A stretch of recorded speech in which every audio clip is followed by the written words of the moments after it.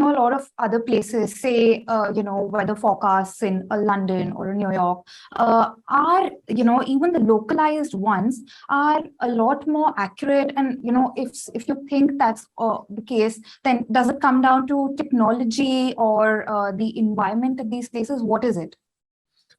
Firstly, I don't agree straight away that they are more accurate and then we are not there. It may not be so, but then we are comparing two different things. You see, weather phenomena, they have a wide spectrum, and what we are talking now is two different ends of the spectrum. Mid latitudes, you talk about London or so, those weather conditions, what we have in Delhi, tropical weather conditions, incomparable. What we have at our hand is a more challenging than the European countries which they have. Forecasting is much more easy on those parts, I will tell you. Okay, and it is as challenging as I said over our region, the tropics for that matter. Okay, it remains very, very challenging. For reasons, meteorological conditions are such that the tropics always throw a little open and more challenge for a forecaster than the mid latitudes. It is always easy over those parts. Even the weather systems which affect our region and the mid latitude, like European countries, they are totally different. Did they forecast the heat wave which was there? Is now it has occurred, all right, which was there over Spain, Portugal, French or so. Did they forecast a week in advance that there is going to be a heat wave? No. Yes, when it affected, then we said that it's going to last for next 2 days, next 3 days. So limitations always, they remain everywhere. Okay, but then once again, at the cost of repetition, I will say the forecasting remains more challenging over the tropical region than over the mid latitude area, which is the European region.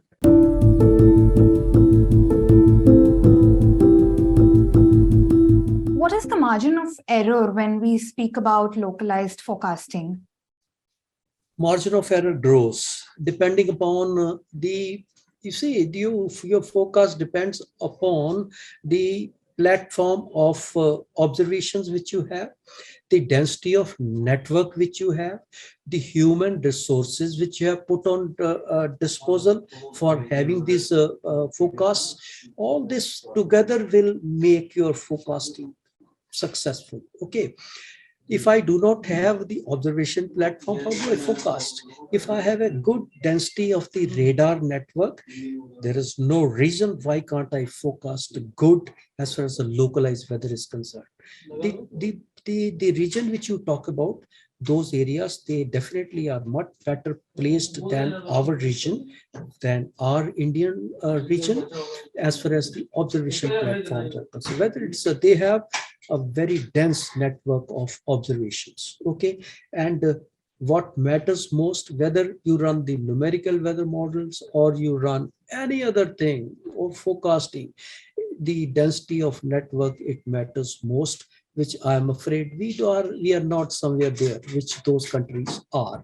We are adding, the technology has improved. We have added many things over a period of, I would say, the last 15-20 years. You can visibly see the forecasting standards have improved. It is not only the localized forecasting, the other macro scale forecasting, even the scale up to the tropical cyclones or the other challenging factors which affect the most parts of the country or the large part of the country simultaneously. We have improved in that. Okay, but then our density of the platforms and network, we still lack in that.